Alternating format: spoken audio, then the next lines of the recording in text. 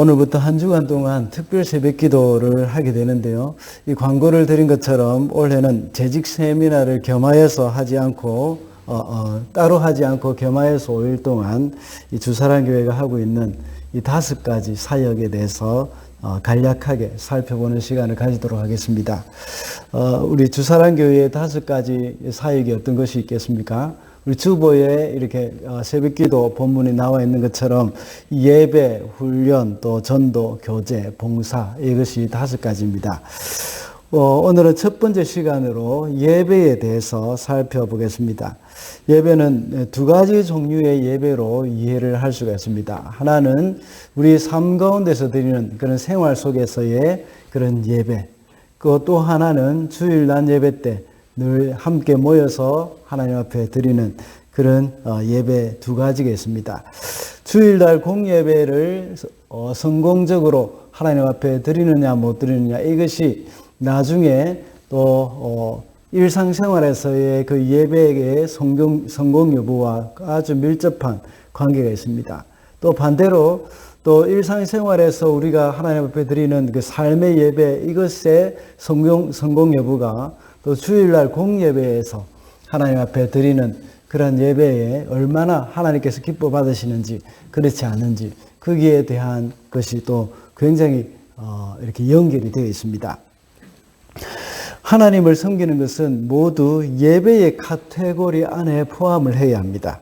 하나님의 백성이 하나님께 나올 때에 이 마음이 떠난 상태에서 형식적으로 드리는 그런 예배 이것을 하나님께서는 굉장히 싫어하십니다. 그래서 말라기에서는 이것을 싫어하신다고 말씀하시면서 누가 성전문을 닫아버렸으면 좋겠다 하고 말씀을 하실 정도였습니다. 그래서 하나님께서는 우리가 하나님 앞에 드리는 형식적인 예배 이것보다 하나님은 중심을 보신다고 하셨습니다. 오늘 본문에 나오는 사람들 중에서 우리가 읽은 그 사람들 중에서 2 부류의 사람이 나옵니다. 이 2 사람은 다 예수님을 섬긴 사람들입니다. 한 사람은 예수님을 초청해서 식사를 대접한 시몬이라는 사람이었고 또 한 사람은 향유를 깨뜨려서 향유병 그것을 깨뜨려서 예수님의 발을 씻어준 그 여인입니다. 이 2 사람은 다 형식적으로 볼 때에 겉으로 볼 때 예수님을 잘 섬겼다고 볼 수가 있습니다. 여기서 둘 다 동일하게 예수님을 섬겼지만 사실 그 섬김은 완전히 달랐습니다. 그 이유는 이 섬기는 사람의 그 마음이 달랐기 때문입니다. 시몬이라는 바리새인과 죄인이라고 불려지는 이 여인과의 그 섬김은 같은 섬김이었지만 그 마음이 엄청나게 달랐던 것을 여기서 알 수가 있습니다. 그래서 오늘은 그 첫 번째로 이 예배자의 마음이라는 제목으로 말씀을 살펴보도록 하겠습니다. 첫째로 예배자의 마음은 바로 감사하는 마음입니다. 37절과 38절입니다. 그런데 그 동네에 죄인인 한 여자가 있었는데 예수께서 바리새파 사람의 집에서 음식을 잡숫고 계신 것을 알고서 향유가 담긴 옥합을 가지고 와서 예수의 등 뒤에 발 곁에 서더니 울면서 눈물로 그 발을 적시고 자기 머리털로 닦고 그 발에 입을 맞추고 향유를 발랐다. 오늘 본문에 나오는 이 여인이 예수님을 섬기는 모습이 38절에 아주 자세히 나와 있습니다. 울면서 눈물로 그 발을 적시고 자기 머리털로 닦고 그 발에 입을 맞추고 향유를 발랐다고 했습니다. 이런 섬김이 일어날 수 있는 것은 그의 마음속에 그 여인의 마음속에 있는 말할 수 없는 그 감사의 마음이 우러나왔기 때문입니다. 그 여인이 주님 앞에 감사한 마음이 넘쳐난 것은 바로 그 동네의 죄인이라는 사실, 거기에서 우리가 힌트를 얻을 수 있고 오늘 본문 47절에 말씀하고 있는 용서받았다는 그 말씀에서 또 이 여인이 어떻게 감사했다는 것, 왜 이렇게 감사했다는 것을 우리가 알 수가 있습니다. 그것은 바로 죄를 용서받은 것에 대한 그 감사임을 알 수가 있습니다. 그러나 예수님을 자기 집에 초청한 사람은 이 시몬이라는 사람은 과연 예수님께 감사한 마음으로 초청을 했을까? 감사한 마음으로 예수님께 이렇게 대접을 했을까 하는 그런 생각이 들 정도입니다. 오히려 시몬은 예수님의 꼬투리를 잡기 위해서 초청했을 가능성이 더 많습니다. 그리고 손님에게 마땅히 해야 할 그 발 씻는 그 물도 예수님께 드리지 않았습니다. 오히려 시몬은 내가 이렇게 당신과 제자들을 대접하니까 당신이 나에게 감사해야 합니다 하는 그런 생각을 가졌을지도 모르겠습니다. 우리가 하나님께 나올 때에 이 감사의 제목이 있어야 합니다. 물론 여러 가지 감사의 제목들을 많이 찾을 수 있을 것입니다. 그 중에 우리는 평생 잊을 수 없는 것은 바로 죄 용서에 대한 감사입니다. 우리를 이 죄의 속박과 영원한 멸망으로부터 구원해 주신 그 주님의 은혜에 감사하는 마음, 이것을 우리는 가져야 한다는 것입니다. 시편 100편 4절에 보면 감사함으로 그 문에 들어가며 찬송함으로 그 궁정에 들어가서 그에게 감사하며 그 이름을 송축할지어다 라고 말씀합니다.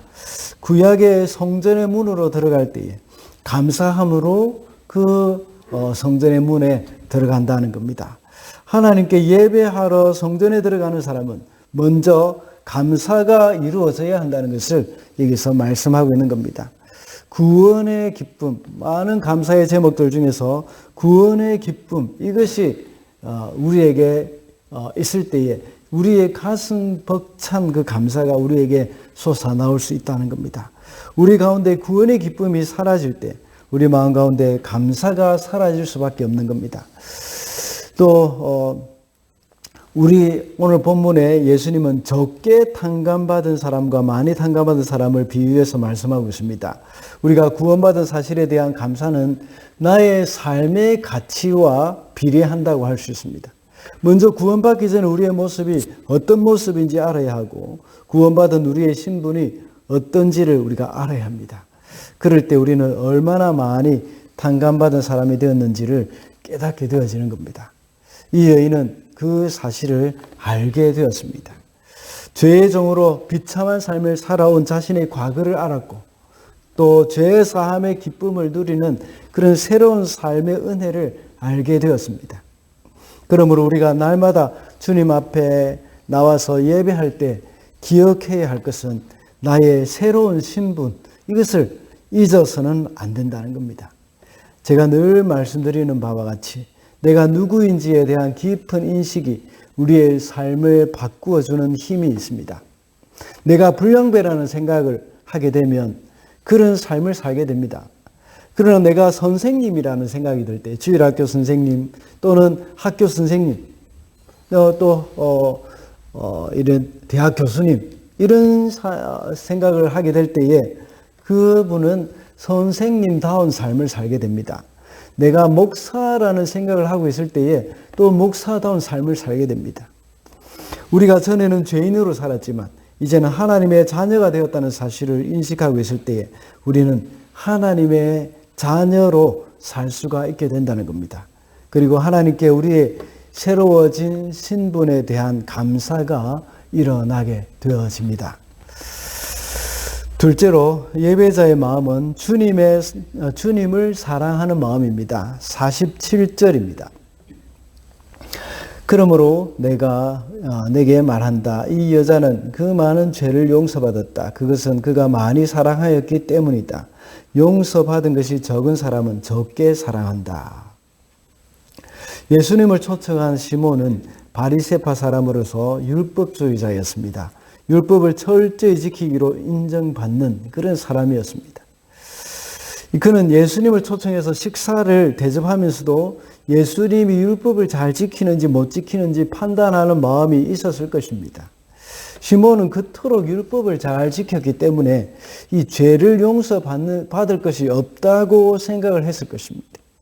오히려 그는 누가복음 18장 10절 이하에 보면 성전에서 기도하는 두 사람이 나옵니다. 한 사람은 세리, 한 사람은 바리새인. 그 중에서 이 세리는 가슴을 치며 자기의 죄를 하나님 앞에 고백하면서 나는 죄인으로서이다 하면서 말할 정도였고, 그러나 바리새인은 동일하게 죄를 애통하기보다는 자신의 율법을 잘 지키고 자신이 율법을 잘 지키고 말씀대로 사는 것에 대한 자부심을 가지고 기도하는 사람이었습니다. 이런 사람은 하나님의 용서가 필요치도 않고 하나님의 용서가 얼마나 소중한지도 깨닫지 못합니다. 그러니까 하나님에 대한 사랑도 없는 것입니다. 그러나 이 여인은 자신의 큰 죄를 용서하신 주님에 대한 감사와 사랑으로 가득한 마음으로 주님을 섬겼던 것입니다. 그래서 무엇을 들어도 아깝지가 않은 겁니다. 그가 평생 모아온 그 소중한 나드 향유, 이것이 전혀 아깝지가 않고 오히려 그것이 부족하게 느껴졌을 것입니다. 더 있었으면 더 드렸을 것입니다. 그런 사랑하는 마음으로 이루어지는 이 예배가 바로 하나님을 기쁘시게 하는 것입니다. 그래서 우리가 자주 듣던 대로 사랑은 거룩한 낭비라고 하는 것이 이 말입니다. 우리가 사랑하는 대상을 위해서 아무리 주고 더 주어도 아깝지가 않습니다. 오늘 본문에 나오는 이 여인도 예수님에 대한 사랑으로 인해서 그가 평생 모아온 향유를 다 부었지만 아깝지가 않았습니다. 오히려 더 있었다면 더 부어드렸을 것입니다. 이러한 사랑의 마음이 바로 예배자의 마음이 되는 것입니다. 아마 연애를 제대로 해본 분들은 아마 잘 알 것입니다. 상대방에 대해서 아끼고 싶은 마음이 없습니다. 주고 또 주어도 아까운 마음이 없습니다. 우리를 사랑하시는 예수님도 역시 우리를 향한 사랑으로 다 주셨습니다. 그래서 당신의 목숨까지도 아끼지 않고 내어주셨던 것입니다. 성경에 나오는 가장 큰 계명이 바로 하나님 사랑, 이웃 사랑입니다. 계명도 2개로 나누면 1계명부터 4계명까지는 하나님에 대한 사랑, 또 5계명부터 제10계명까지는 이웃에 대한 계명입니다. 우리가 하나님을 사랑하는 마음이 바로 예배로 표현이 되어지는 겁니다. 그래서 올 한 해는 하나님에 대한 사랑을 예배로 표현하겠다는 그런 결심을 하시면 참 좋겠습니다. 올 한 해 주일 예배를 절대 빠뜨리지 말아야 하겠다 하는 그런 결심을 하면서 한번 시작해 보시기 바랍니다. 그래서 예배에 목숨을 거는 그런 한 해로 살아가게 되는 저와 여러분이 되시기를 바랍니다. 말씀을 맺겠습니다. 오늘은 예배자의 마음이라는 제목으로 말씀을 살펴보았습니다. 예배자의 마음은 감사하는 마음이 있어야 하고 주님을 사랑하는 마음이 있어야 하고 이런 마음으로 하나님 앞에 예배 드릴 때에 하나님께서 기뻐 받으신다고 했습니다. 이와 같이 우리 주사랑교회 사역 중에 하나가 바로 예배 사역입니다. 그리고 우리 사역 부서 중에 예배부의 역할이 아주 큽니다. 물론 예배를 위해서 정말 많은 노력을 예배부에서 하고 있습니다. 찬양팀을 오거나이저하고 또 영상, 음향 등 이 많은 일들을 하고 있습니다. 이제 더 나아가서 예배부는 우리 성도들이 어떻게 하면 영과 진리로 하나님 앞에 예배를 드릴 수 있을까 하는 이 일에 관심을 좀 더 가지고 기도하면서 연구를 하면 참 좋겠습니다. 예배를 드릴 때 어떻게 하면 또 지각하지 않기 위해서 또 지각하지 않기 캠페인 이런 것도 참 좋을 것 같습니다. 또 예배 시간에 앞자리부터 앉고 이렇게 이 앞자리부터 앉도록 캠페인을 벌이는 것 이런 것도 참 좋을 것 같습니다. 또는 성도들이 가정에서나 직장에서 예배자로 설 수 있는 방법들 이런 것들을 생각하면서 많은 도전을 줄 수도 있을 것 같습니다. 그 중에서는 또 가정 예배 이것을 또 많이 드릴 수 있도록 서로 격려하고 또 이렇게 서로 도전을 주는 그런 프로그램도 있으면 참 좋을 것 같고요. 또 새벽 기도회, 수요 기도회 이런 참여를 위한 아이디어들 이런 것들도 많이 생각해 볼 수 있을 것 같습니다. 그리고 우리 젊은 부모님들은 아기와 함께 예배를 출석하면서 예배에 집중할 수 있는 방법 이런 것들도 좀 많이 연구할 필요가 있을 것 같습니다. 물론 영아 케어팀이 있지만 이 사역들이 날마다 더 많이 잘 개발이 되어져서 또 함께 예배에 이 공동체가 되어질 수 있도록 하는 것이 참 필요할 것 같습니다. 우리는 모두가 다 예배자입니다. 우리 교회 예배부가 있고 예배부장도 있고 차장도 있습니다. 우리가 함께 하나님을 향한 사랑과 감사의 마음이 날마다 넘쳐서 참된 예배자로 또 예배자의 마음으로 살아가게 되는 저와 여러분이 되시기를 바랍니다.